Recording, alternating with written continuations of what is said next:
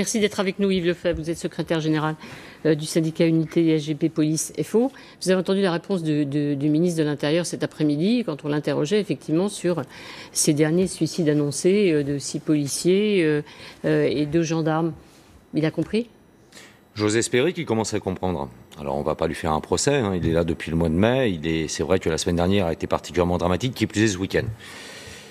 Sa première réponse, ou du moins la première réponse du directeur général hier matin sur notre chaîne d'infos, n'a pas eu pour vocation à nous satisfaire. Alors il y a plusieurs paramètres qui justifient ce malaise des policiers. C'est vrai, vous le faisiez remarquer il y a quelques instants, ça date plus d'une vingtaine d'années. Mais c'est encore plus palpable aujourd'hui. Pourquoi ? Parce que le policier aujourd'hui a besoin de protection et de reconnaissance, a besoin d'avoir une vie, je dirais, sociale, familiale et une vie professionnelle. Aujourd'hui, on ne peut pas assurer la sécurité de nos concitoyens si nous ne sommes pas nous-mêmes en propre sécurité. Et si nous ne sommes pas nous-mêmes, je dirais, protégés notamment par notre justice. Aujourd'hui, on nous assigne des missions. La politique du chiffre a date depuis l'arrivée de Nicolas Sarkozy à Beauvau. Je crois qu'il n'y a plus de politique du chiffre depuis changement de gouvernement et changement de ministre. Vous savez, quand j'ai vu arriver Manuel Valls en 2012 à Beauvau, il a la main sur le cœur, nous a juré, je vais mettre un terme à la politique du chiffre. J'ai jamais rien vu arriver derrière. Bernard Cazeneuve, pas plus. Alors aujourd'hui, Gérard Collomb nous dit, à travers les projets de police de sécurité du quotidien, effectivement, on va mettre un terme à tout ça. C'est tout ce climat, je dirais, anxiogène, ce manque de reconnaissance, le sentiment que les policiers aujourd'hui travaillent pour rien. C'est ça le problème aujourd'hui. Vous savez, ça date pas effectivement de ce livre, mais c'est vrai, ça date depuis des années où on ne dit pas. On invite nos enfants, moi je l'ai connu, on invite nos enfants à dire tu dis que papa est fonctionnaire ou que maman est fonctionnaire. On ne dit certainement plus, il y a bien longtemps déjà malheureusement, et qui plus est encore maintenant, qu'on ne dit pas, on n'ose plus dire que nous sommes flics. Mais le problème il est en interne. Vous parliez des conditions de travail aujourd'hui. Il faut savoir quand même que le policier, pour un salaire moyen d'un peu moins de 1 900 €, ne bénéficie que d'un week-end toutes les 6 semaines en famille. Même pour assurer la garde alternée de ses enfants. C'est là où ça pêche. Mais c'est parce qu'il y a eu des heures supplémentaires. Je ne dirais pas. Non, très même pas. C'est un cycle de travail qui date d'ailleurs d'un premier plan pour lutter contre les suicides sous Claude Guéant en 1996. Depuis lors, le policier n'a plus qu'un week-end toutes les 6 semaines. Le policier qui travaille, je dirais, sur les unités de voie publique, que ce soit en BAC, en BST, en GSP, qu'importe, ou au service général. Et effectivement, je ne dirai jamais que la cause essentielle des suicides est lié à la fonction policière. C'est tout un climat, c'est un élément, je dirais, un facteur d'aggravation de la situation. Quand vous arrivez au travail, vous arrivez avec votre mal-être, vous en repartez avec un mal-être accentué. Parce que le policier aujourd'hui, aucun être humain n'est fait pour prendre, je dirais, de pleine face toute la misère du monde. Nous devons servir d'éponge. En plus, qui plus est, vous l'avez fait remarquer tout à l'heure, aujourd'hui, nous sommes en guerre contre le terrorisme. Donc aujourd'hui, nous travaillons la peur au ventre. Mes collègues sur la voie publique travaillent la peur au ventre parce que là, le nouveau format du terrorisme, avec des attaques d'individus isolés, vise en premier ceux qui représentent cette autorité et ces valeurs de notre République, à savoir les policiers, les gendarmes et bien évidemment les militaires. Donc c'est là tout le danger. On a besoin aujourd'hui, on n'est plus soutenu par une justice, on a des objectifs à atteindre, on a parfois malheureusement un management particulièrement déficient de gens qui ne connaissent pas véritablement notre métier de gardien de la paix. Et on a besoin de tout ça. Alors, effectivement, moi j'attends beaucoup de Gérard Collomb. J'attends surtout qu'il remette tout à plat et qu'effectivement on puisse concilier vie professionnelle et vie familiale et on sortira de ce malaise. Quand même, Yves Lefebvre, on parlait des banlieues. Il y a un projet de création de la police, effectivement, du quotidien. C'est plus la police de proximité, c'est la police du quotidien.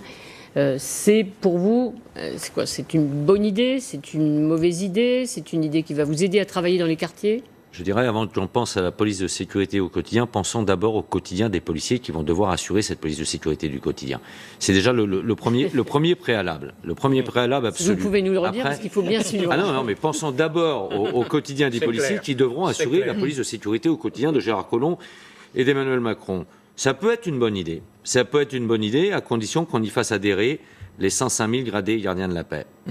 Et pour le faire, il faut effectivement qu'on ait un plan de rénovation des commissariats. Aujourd'hui, il y a quelques jours, j'étais à Marseille. La division nord de Marseille, on a dû faire évacuer les locaux parce que j'ai un de mes collègues qui rentrait, un de mes délégués qui rentrait, il en a été malade, tellement il y avait un état de puanteur. Aujourd'hui, on a des compagnies républicaines de sécurité qui préfèrent dormir dans leur fourgon de CRS, et ce, après des longs déplacements de plusieurs centaines de kilomètres, parce qu'on leur propose de dormir dans des logements, d'être hébergés dans des logements où c'est infesté de punaises, de cafards, de puces, et j'en passe, c'est les meilleurs. Et on n'a pas de réponse. Alors, on peut avoir tous les plans. Je dis, moi, Bernard Cazeneuve, qui j'ai même pas été très souvent d'accord avec lui, mais au demeurant, là-dessus, il avait bien appréhendé la problématique. Malheureusement, c'est arrivé juste derrière l'attentat du Bataclan et du Stade de France. On s'est ensuite, je dirais, englué dans d'autres problématiques, et les services de gestion de la ressource humaine de police nationale, aujourd'hui, sont déficients. Aujourd'hui, il faut impérativement qu'on remette tout à plat. Il y a l'immobilier, il y a la réponse pénale, la politique pénale et la réponse pénale.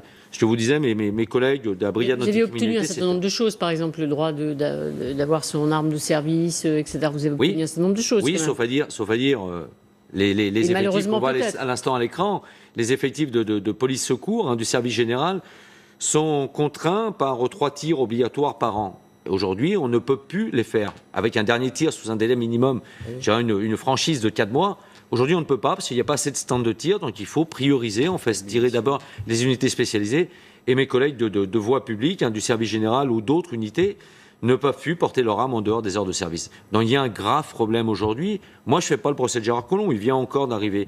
Mais il va falloir qu'il soit à la hauteur des enjeux.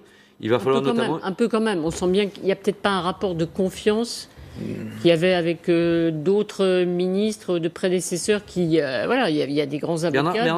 Bernard Cazeneuve avait mis tout en œuvre pour Emblée. Oui. Manuel Valls, un peu moins. Permettez-moi, je ne vais pas rentrer sur un jugement de valeur des hommes politiques qui se sont succédés à Beauvau. Dieu sait si j'en ai connu beaucoup. Mais aujourd'hui, non, je pense qu'on va juger, là. On va juger Gérard Collomb. Là, nous sommes mardi soir. Depuis un matin, on sait que Édouard Philippe lui a demandé de nous recevoir. Aucun des 3 principaux secrétaires généraux n'a eu aujourd'hui un début de commencement de convocation ou d'invitation. Il faut des réponses.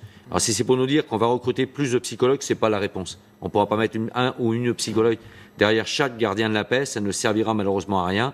Il faut prévoir réellement des mesures aussi à travers la médecine du travail. Il faut aujourd'hui qu'on soit suivi en la matière avec des contrôles obligatoires et améliorer notre temps de travail et nous permettre d'avoir une vie en dehors du boulot. Moi, j'ai mis au défi Gérard Collomb. Il m'a dit oui, mais vous voulez améliorer le temps de travail des policiers, mais ça va passer des 7500 embauches du quinquennat Ginaud, monsieur. Mais on peut faire les effectifs actuels avec simplement réorganisons la police. C'est un problème éminemment politique.